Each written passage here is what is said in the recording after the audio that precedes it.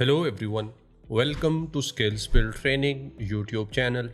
Myself Mohammad Zubair, and this channel is all about showing you how to become an IT pro really fast. So the topic of today's video is how to mail merge in Word, Excel and Outlook. Imagine you are asked to send some emails or some letters to hundreds of people on daily basis. One way is to enter the email addresses of each and individual person to whom you want to send the emails, but that would be very hectic because entering the email addresses of hundreds of people on daily basis would not be an easy job. Mail merge come into play here.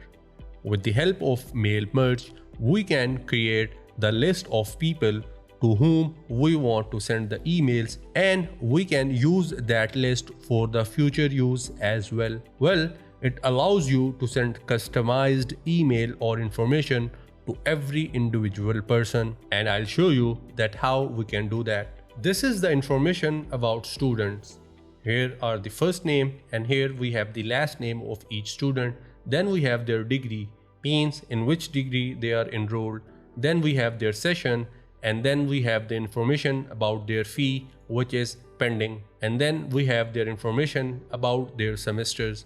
At the end, we have their email addresses. So what I will do now, I will use this information about each and individual student, and by using their email addresses, I will send them email which will contain the information telling them about their pending dues of their semesters. And we will do this by just one click. So let me open a Word file. I will just search for it, and we will create a blank file here. So I will just click on blank document here, and now we are good to go.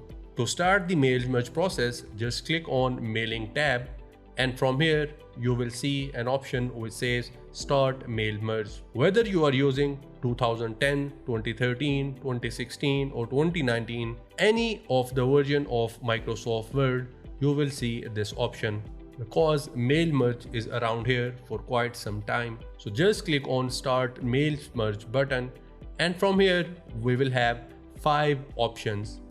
We will have letters, email messages, envelopes, labels and directory. And down here we have one more option which says step-by-step mail merge wizard.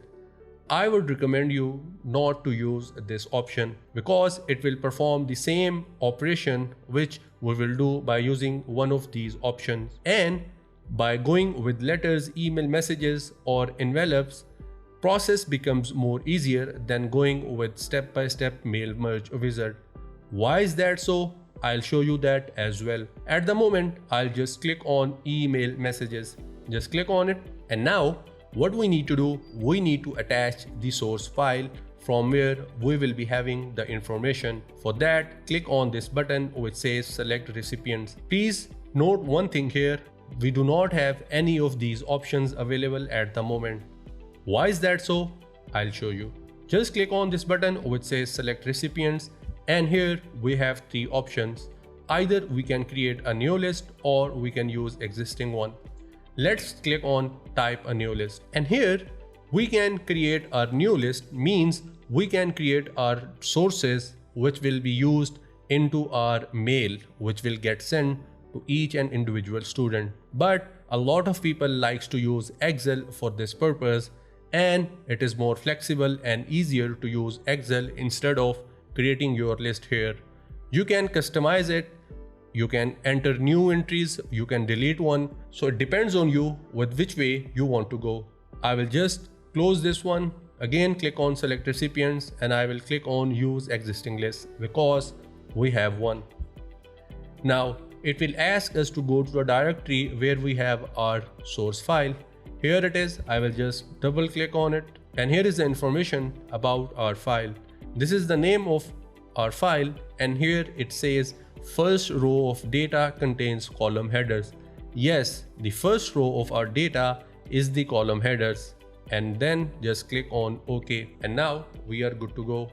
Here you can see we have these options available at the moment.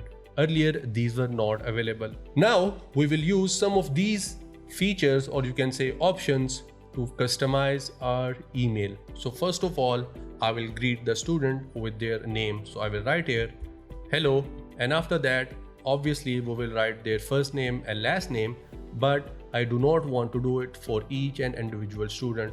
So for that purpose, I will click on insert merge field, and from here I will click on first name. Just give a space and then again click on insert merge field and then click on last name and then press comma. Now it will take the first and last name of each and individual student, and then it will send this information to every individual student. After that, I will just write the information down here, and that information will inform the student that what the purpose of this email. So let me write these 2 lines. We are good to go. So this is the information which our email will contain, and down here I will enter the information about their semesters, their sessions, their degree and fee. For semester, again click on this button which says insert merge field, and from here just select the semester option. Again click here and click on sessions. For degree, I will select the degree which is right here, and for the fee I will select the fee. Now for each and individual student, we will have different information as per the student. So we are done with composing our email, and now in case if you want to preview that how this email will look like, just click on this button which says preview results. Just click on it, and here you can see this is how our email will look like. The name of the student is Kevin Peter. The semester he is in is 4th. The session is 2018. Degree is computer science and fee is $2,500. Now, if you want to check the other records as well, just click on this arrow button. If you click on it, and here you can see the information is getting changed as you are clicking here.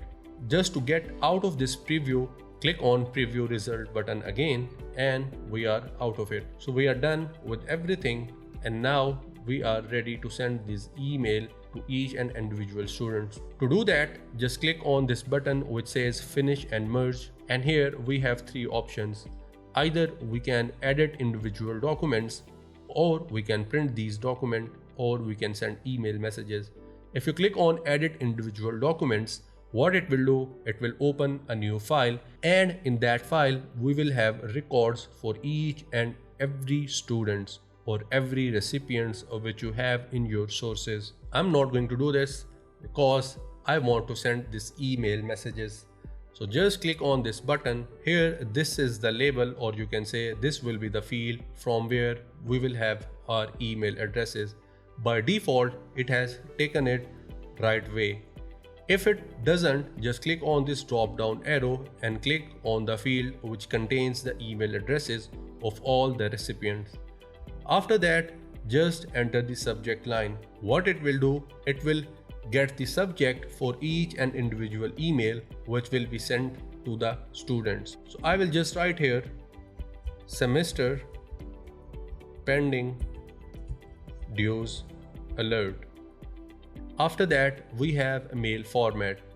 Either we can send this email as an HTML format, or we can send this as an attachment, or we can send this email as plain text. I want to send this email as an HTML. After that, we have send records option.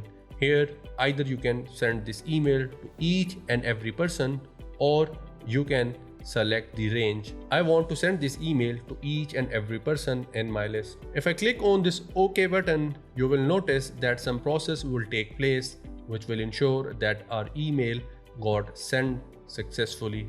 I will just click on it, and here you might have noticed that. So we are done with sending our emails, and one thing which I want to discuss here, and that is step-by-step mail merge wizard. If you click on it, here in the first step it says starting document, which means how do you want to compose your document. We are going with email messages, that is why it has selected this one. If you click on this next, it will ask us if we want to create a new document or we want to go with this one. And in the next step, it will ask to select the recipients, mean the sources list. Either you can use the existing one or you can create your new list. So if you noticed here, these are the same options which we get after clicking on this email messages. So what's the difference here? Basically, if you go with this option, it is more easier and more feasible to manage things. From here, things get little bit messier. So basically, it's your choice with which option you want to go, but I would recommend you to use this option. And with that, we get to the end of today's video, and I hope you have learned a lot of new things. And if that is the case, please leave a like and subscribe to our channel and press the bell icon as well. If you have something to ask, please leave a comment below and we will get back to you as soon as possible. Till the next video, take care.